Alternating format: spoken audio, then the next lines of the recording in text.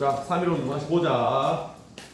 아까 우리가 3.1운동의 이 국외적인 배경과 국내적인 배경을 했었지. 네. 국외적인 배경을 보면은 파리 강화 회의에서 윌슨의 민족 자결주의를 주장하면서 이 세계 식민 지배 국가들에게 꿈과 희망을 심어주는 발언을 하게 되었단 말이야. 하지만 이 윌슨의 민족 자결주의는 패전국 식민지에만 해당되었기 때문에 사실 한반도 대한민국 사람들에게는 큰 영향은 없었어. 그래도 꿈과 희망과 용기를 심어주었던 발언이었다.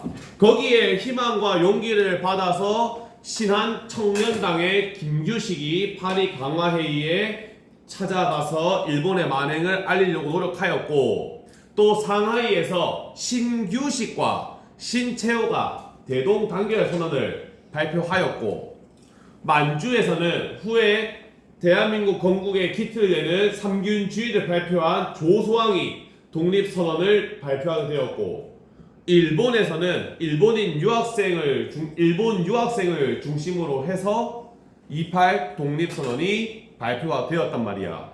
그렇게 이 전국 각지에서 독립선언문이 발표가 되었고, 국내에서는 그 당시에 고종 황제가 일본에 독살을 당했다라는 소문이 퍼지게 되면서 3.1운동에 대한 이 기운이 일어나게 되었고, 거기에 힘입어서 민족대표 33명이 태화관에 모여서 독립선언문을 낭독하고 탁골공원에 모였던 수많은 사람들이 3.1 만세운동을 전개하면서 우리가 알고 있는 3.1운동으로 전개되었다까지가 지난 시간에 했다. 1교시에. 네. 왜 쳤는 것처럼 보이나? 예? 1교시 했지? 예. 딱 이거 했잖아. 네. 그러면 3.1운동의 전개 과정을 살펴볼 거야. 먼저 3.1운동의 성격은 비폭력 평화 시위로 볼 수가 있다. 비폭력 평화 시위. 이건 다 알고 있죠. 3.1운동. 비폭력 평화 시위. 하지만 전개부터 볼게. 3월 1일부터 시작된 3.1 운동이 전국으로 퍼져 나간단 말이야. 어디까지 가냐? 한반도 전체를 아우른단 말이야. 그런데 농촌으로 가면 갈수록, 그리고 시간이 지나면 지날수록 문제가 발생해. 어떤 문제? 당시에 1919년 5월달 도계라고 생각해보자. 뭐 지금이야 뭐 여기 예전도 있고 도계초도 있고 뭐 등등등 있잖아. 사실 100년 전에 도계에는 뭐 있었을까? 논, 들판, 밭 있겠지. 자, 우리는 거기서 뭐 했을까? 이랬죠. 특히 5월달 되면 한창 농사 지을 시기 아니야. 막 농사를 짓고 있었는데 저기 농협에서부터 저기 셋째 치킨 때부터 뭐해? 대한독립 만세 뭐 하면서 시위대가 막 다가온단 말이야. 그럼 논, 밭, 들판에서 일을 하고 있는 우리 마음속에 뭔가 뜨거운 무엇인가 막 끌어넘치겠지. 끌어넘쳐서 막 시위에 합류를 해. 그래서 점점 합류하다가 여기 파출소까지 왔는데, 파출소에서 일본 헌병 경찰이 막아선단 말이야. 막아섰는데 뭐 일두가 갑자기 앞에서 대표로 짓밟힌다. 일본 헌병들한테 막 짓밟히고 있어. 거꾸이는 어떻게 할 거야? 알바이지. 구경하나? 어이구, 일두 그러니까 왜 설쳐가지고 같이 밟아요. 키우면 아, 같이 밟아? 같이 일들을 갖는다고. 딱 보니 관상이 보니까 앞잡이 했던 오. 일두가 막 짓밟히고 있으면 어떡해? 도와줘야지. 도와줘야지. 현찰에 막 밟히고 있단 말이야. 그럼 도와줘야지. 그럼 도와줘. 근데 도와주려고 봤는데 내가 농사 짓다 보니까 우연찮게 손에 뭐가 있어? 농기구. 뭐 호미도 있고 낫도 있고 뭐 곡괭이, 삽, 도끼 뭐 있을 거 아니야. 협력시. 나무꾼이 도끼 있을 수 있지. 뭐 우연찮게 손에 뭔가 있네. 그리고 이제 이거를 생각하지 못하고 그냥 말리다 보니까 이걸 뭐 휘둘게 되고 이제 뭐 휘둘게 되니까 일본 입장에서는 또 어떻게 이 위협을 하니까 총을 쏘게 되고, 너 총 쐈어. 그럼 나도 이제 참을 수 없다. 무력 충돌이 발생하게 된단 말이야. 그래서 3.1운동 초기에는 비폭력 평화 시위로 잘 전개되다가 농촌으로 오고 시간이 지날수록 이 성격이 변화합니다. 폭력적인 성격으로 변화가 돼. 이게 하나의 문제점이 되기도 하였다. 자, 그래도 3.1 운동의 의의는 상당히 크다. 3.1 운동 의의 우린 다 알고 있어. 누가 참가했나? 3.1 운동. 유관순. 직업 뭐지? 학생. 학생들만 참가했나? 아니. 그러면 아까 말했잖아. 농부들 농사 다 참가했잖아. 그럼 상인들은 장사도 섬사 안 하나? 해야지. 그럼 뭐 그 당시에 부자들은 안 하지 않을까요? 하지. 하산 하지. 그럼 할아버지 할머니는 하죠. 했지. 남녀노소 그리고 직업을 구분하지 않고 대한민국의 전 계층이 참가했던 운동이 3.1 운동이야. 그래서 한번 정리를 해보자면은 먼저 일제 강점기 최대 규모의 민족 운동이자 전 계층이 참가한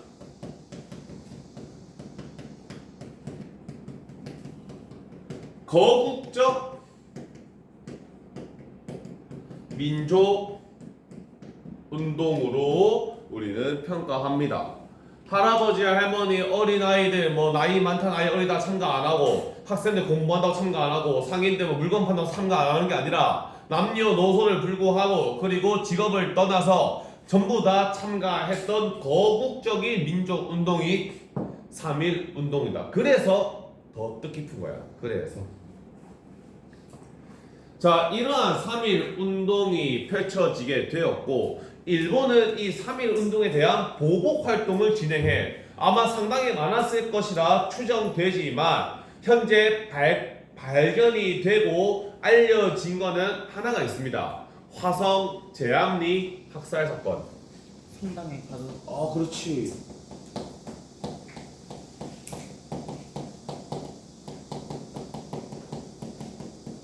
천천히 말했듯이 이 제암리에 가가지고 일본인들이 화해를 요청해. 야, 우리 뭐 그동안 무단 통치해서 무섭게 해서 미안하다. 그리고 너네 3.1 운동 했던 거 우리 오늘 다 풀고 여기서 이제 화해하자. 오늘 밤 7시까지 성당에 다 모여, 교회에 다 모여, 파티하자 해서 다 불러 모아. 그리고 다 왔지? 한 놈도 빠짐없지? 오케이, 문 닫고 불 질러버리죠. 그래서 이 사건이 세상에 밝혀지지 않았어. 그런데 그 당시에 서울에 있던 스코필드 박사, 외국인 스코필드 박사가 이 소식을 듣고 이 소식을 파헤치려고 여기까지 찾아갑니다. 근데 뭐가 그래 대단하냐? 이분이 소아마비였단 말이야. 이 장애를 앓고 있어. 다리가 짝짝이었단 말이야. 그래서 거동이 상당히 불편함에도 불구하고 몇 날 며칠 자전거 타고 걸어가고 또 일본이 중간에 감시하고 방해하는데도 불구하고 심야 시간에 틈타서 겨우겨우 가서 이 사실을 직접 목격한 거야. 그래서 이거를 세상에 널리 알리기 위해서 노력하신 분이죠. 그래서 스코필드 박사. 한국식 이름도 부여받습니다. 그 배대리 배설된 것처럼 이분도 스코필드 박사님도 한국식 이름을 부여받아.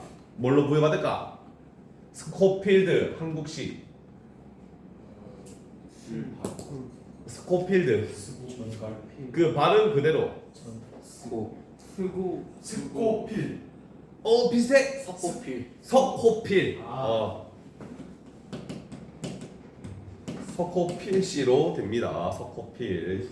현재 내가 알기로는 현충원에 계시는 걸로 알고 있어. 서울 현충원에. 그만큼 외국인임에도 불구하고 한국의 독립을 위해서 또 일본의 만행을 알리기 위해서 노력하신 분이야. 상당히 대단하시죠. 남의 나라 이야기잖아 사실상. 남의 나라 이야기. 나 그냥 한국에 와가지고 놀러 왔는데 뭐 일본인이 뭐 사람 불질렀다 뭐 어쩌라고 그럴 수 있지라고 생각할 수도 있어. 그리고 몸이 불편하잖아. 몸이 불편한데도 불구하고 그 아픈 몸을 이끌고 맨날 며칠 자전거 타고 뭘 또 환승하고 해가지고 이 사실을 보고 왔단 말이야. 만약에 사전에 발각이 되었다면은 일본인한테 처벌을 받을 수 있었음에도 불구하고 그걸 전부 다 감수하고 했단 말이야. 정말 대단하신 분이죠. 아마 일본이 이러한 만행이 더 있었을 것이라고 추정이 돼. 하지만 밝혀진 거는 없어. 다행히 요거라도 밝혀져서 지금 우리가 상상하는 것처럼 더 있었을 것이다 라고 알고 있는데, 만약 이것조차도 석고필 박사가 발견하지 않았다면은 그냥 묻힐 뻔한 거지. 정말 다행스럽습니다. 그나마. 자, 이런 3.1 운동이 어떠한 영향을 주게 되었냐? 세 가지가 나온다. 첫째, 우리 이건 배웠어. 1910년과 1920년이 달라지잖아. 뭐가 달라지지? 일본의 통치 방식이 달라져.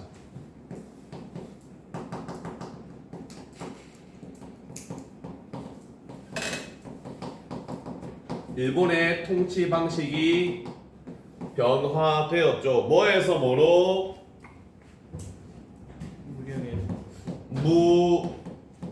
무한에서 스윗 재팬으로 바뀌는 문화 통치로 바뀌죠. 물론 기만 정책입니다.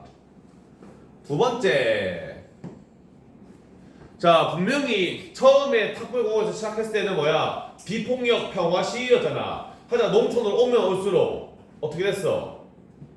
시간이 지나면 지날수록 농촌으로 오면 올수록 폭력적으로 변모하였단 말이야. 그렇다면 왜 변화하였냐? 누군가 가운데서 우영이한테 우영아 그거 내려놓고 말을 해야지.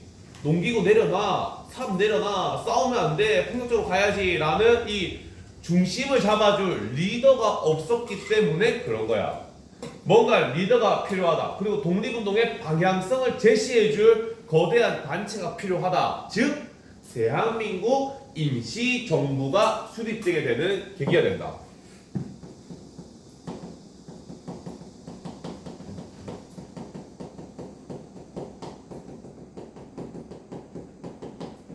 대한민국 임시정부 수립에 영향을 준다. 배울 건데 살짝만 와볼게. 대한민국 임시정부 수립에는 세 가지의 단체가 큰 기둥이 됩니다. 첫째, 대한국민의회, 연해주에 있었던.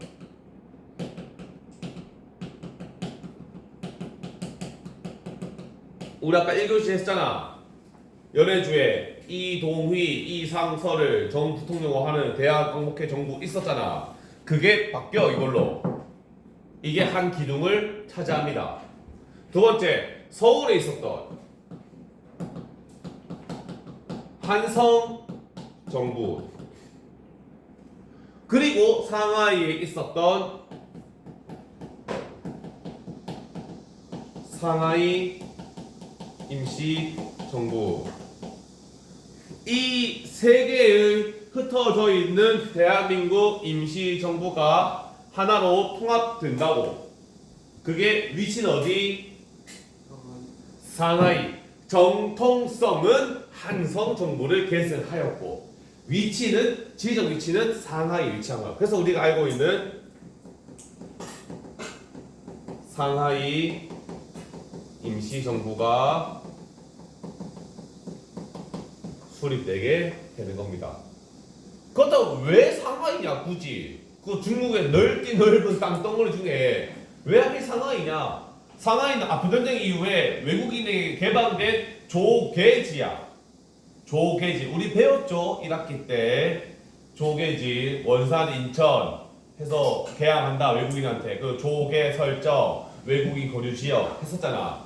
상하이가 프랑스, 영국, 이탈리아, 독일 등등의 외국인이 들어와 살고 있는 외국인 거주 지역이야. 그러다 보니 일본의 감시를 피하기가 쉬워서 상하이에 임시정부를 두고, 그럼 이 정통성과 소울은 어디서 가져오냐? 한성정부에서. 그래서 전통성과 소울은 한성정부에서 나머지 대한국민의회와 상하이 임시정부의 요원들이 상하이에서 뭉쳐서 우리가 알고 있는 임시정부의 활동을 진행합니다. 이해되죠? 세 번째, 중국 5.4 운동에 영향을 줘.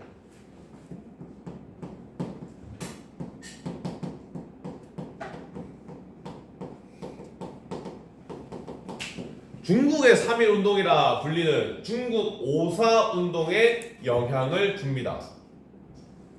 중국의 5.4 운동 왜 발생했냐? 우리가 저 오리엔테이션 때 내가 잠깐 언급한 적이 있는데, 신의 혁명에서 순원의 권력을 이양받은 위안 스카이가 청을 멸망시키고 자유중국을 만들었어야 됐잖아. 근데 안 만들었어. 지가 황제가 돼버려. 거기에다가 제 1차 세계대전 끝이 난 다음에 칭다오 지역, 다른 말로 산둥만두 지역, 누가 차지하고 있었냐? 독일이 차지했어. 독일. 배웠죠, 여기까지. 근데 독일이 차지했는데 이 독일이 결국에는 식민지를 다 뱉어냈는데, 뱉어냈으면 누구 거야 이제? 칭다오 누구 거야? 중국 넘어가야지. 근데 이거를 일본이 가져가 버려. 그럼 위안스카이 입장에서 이걸 어떻게 해야 돼? 막아야지. 안 돼. 칭다오 내 거야. 해야 되는데 일본이 가져갈 때 그냥 줘버립니다. 오케이. 가져가. 여기에 대해서 중국의 청년들과 지식인들이 반발하면서 일어났던 게 5.4 운동이야. 5.4 운동. 그리고 5.4 운동이 펼쳐지고 더 나아가서 세계 약소 민족에게 독립에 대한 희망을 부여하였다. 너도 독립할 수 있어. 야 나도. 너도 독립할 수 있어. 힘내.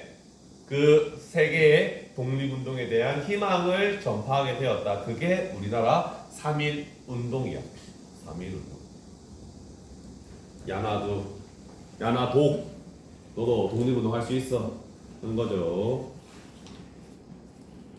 이렇게 우리가 3.1 운동의 배경, 그리고 전개 과정, 일본의 만행의 영향까지 살펴보게 되었고, 그 다음 160쪽으로 가서 대한민국 임시정부를 보도록 하자. 대한민국 임시정부.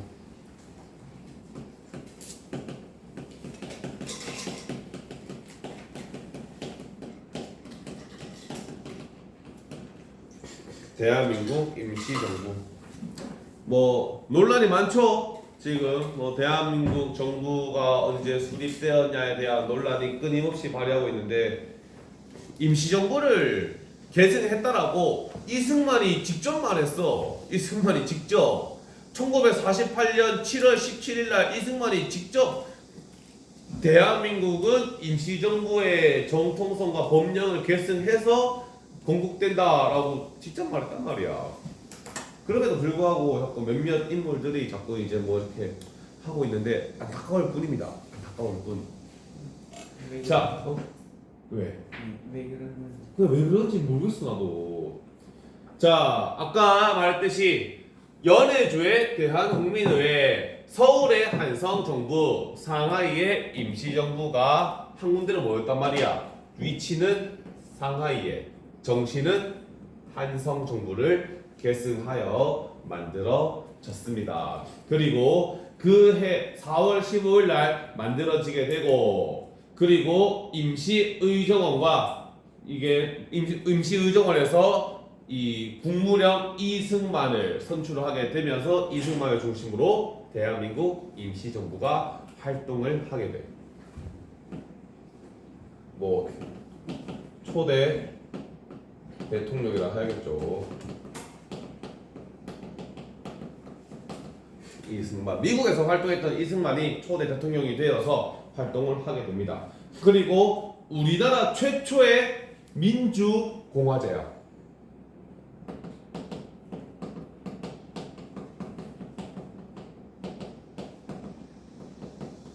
그리고 삼권 분립이 들어가 있습니다.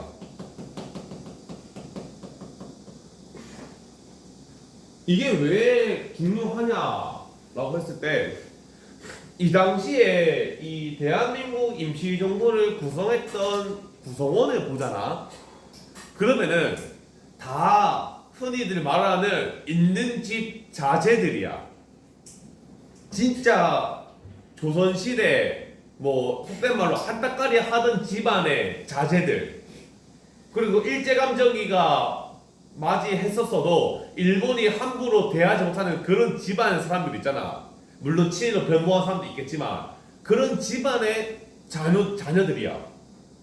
그럼에도 불구하고 그런 사람들이 모여서 만들었던 나라가 뭐다? 민주공화제라고. 민주공화제. 이 사람 솔직히 말하면은 친일 시기 일제감정 시기 와더라도 친일파에서 떵떵거리를 살 수 있어. 그리고 더 나아가서 일본도 쉽게 못 건드려. 상당한 가문의 사람들이기 때문에. 근데 이 사람들이 모여서 민주공화제를 주장하였다. 지금 본인들이 가지고 있는 이 권력, 그 요즘 말로 하면 기득권이라 하죠. 기득권. 이거를 내려놓고 모든 한반도 사람들에게 투표권을 부여해야 되고 권력을 나눠줘야 된다라고 생각한 것 자체가 정말 대단한 거야. 정말 대단한 거. 뭐 이런 말 하면 안 되겠지만 지금 뭐 그 있잖아. 고3들 우리 고3인데 뭐 없어요 이러면 하잖아. 에이 우리 고3인데 밥 일찍 먹게 해줘야지. 만약에 고3들한테 야 월요일은 1학년이 밥 일찍 먹고 화요일은 2학년 먹고 3학년이 수요일 먹고 화요일 다시 1학년 먹고 금요일 2학년 먹고 고3 이렇게 양보해 이러면 고3들 어떻게 할까? 폭동 일어나요. 난리도 아니야. 난리도 아니야. 그런 이게 하나의 기득권이죠. 기득권. 근데 쉽게 내려올 수 없어. 맞잖아. 우리도 1학년 때 꼴등을 먹었다. 우리도 1학년 때 2등을 먹었다. 우리 이제 3학년 됐기 때문에 1등을 먹겠다. 이거는 자연의 순리다라고 주장하는데 이게 사실상 기득권이란 말이야. 이런 것도. 그런데 이거를 다 내려놓고 고3들이 그래 1학년 2학년은 먼저 밥 먹어라. 우리 금요일만 일찍 먹겠다. 양보해준다는 거 상당히 파격적인 거죠. 마찬가지야. 이걸 대한민국 정부가 구성되었을 때 있는 집안 사람들이라고. 근데 이거를 전부 다 내려놓고 최초의 민주공화제를 주장하였고 더 나아가서 삼권 분립을 주장하였다. 어마어마한 파격적인 개혁입니다. 자, 그래서 입법기관은 임시의정원, 임시의정원, 입법기관, 그리고 사법기관, 법원, 그리고 행정 업무를 담당하는 기관이 국무원이다. 그래서 삼권 분립을 바탕으로 최초의 민주공화제가 수립됐던 게 대한민국 임시정부다. 그럼 이 대한민국 임시정부는 어떠한 활동을 하였는가? 먼저 교통국을 설치한다. 교통국. 그리고 연통제. 비밀 연결망이야. 연결망. 그래서 한반도와 상하이를 서로 이어주고 연결해주고 하는 교통국과 연통제를 설치한다. 그리고 독립공채를 만든다.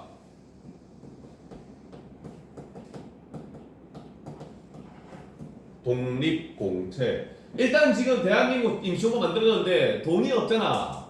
돈이 없어. 세금 거둘 수 있는 상황이 아니잖아 지금. 그럼 어떡해? 일단 우리가 증서 만들어 줄 테니까 돈 내놔. 나중에 대한민국 만들어지면은 너 증서 가지고 있지? 갚을게. 일단 돈 내놔. 공채를 발행해서 독립운동 자금을 모금한다. 그리고 신문도 만들어. 독립신문. 독립신문 어디서 많이 들어봤는데 어디서 들어봤지? 최초의 민간신문이자 제필씨가 만든 영문과 한문이 섞여있는 그 신문 독립신문. 이름만 똑같을 뿐이야. 이거는 임시정부에서 발행하는 신문 독립신문. 이해는 관련 없는 거죠. 이름만 같을 뿐이야. 동명이인 같은 느낌이지. 또 다른 정우영일 뿐이야. 이름만 같고. 자, 거기에다가 뭘 하냐? 국제연맹에 대해서 독립운동에 대한 것을 인정해달라고 요청하기도 한다. 그리고 이승만이 대통령이 되었기 때문에 이승만은 주로 뭘 했냐? 구미위원부를 설치해.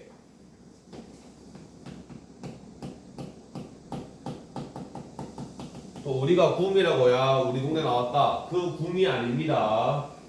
구미 미국과 연결해서 미국의 힘을 받아 독립을 이루자라는 그 구미위원부다. 구미위원부. 외교 활동하는 단체야. 외교 활동. 미국과 외교 활동. 자, 그리고 국무원 밑에 군사기관도 만들어. 그게 군무부.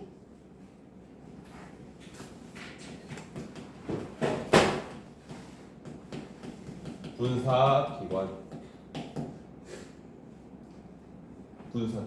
군무부. 뭐 지금 따지면 이제 국방부 같은 느낌이죠. 국방부.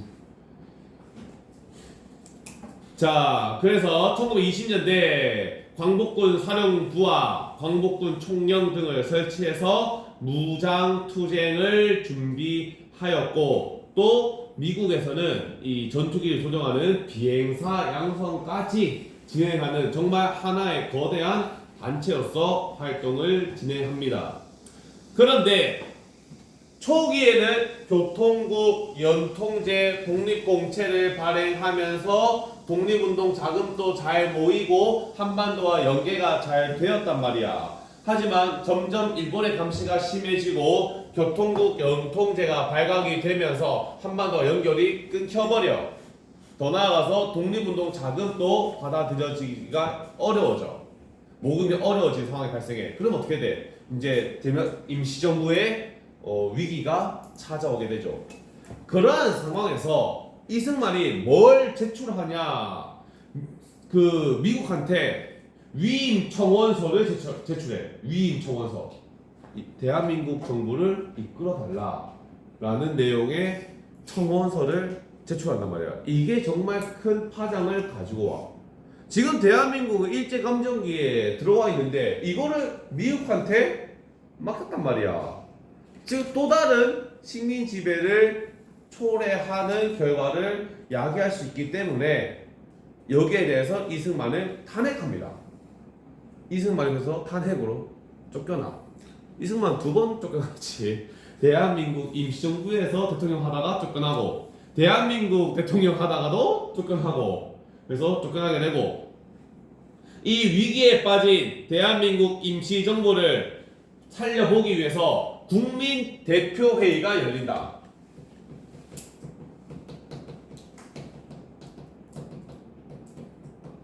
1923년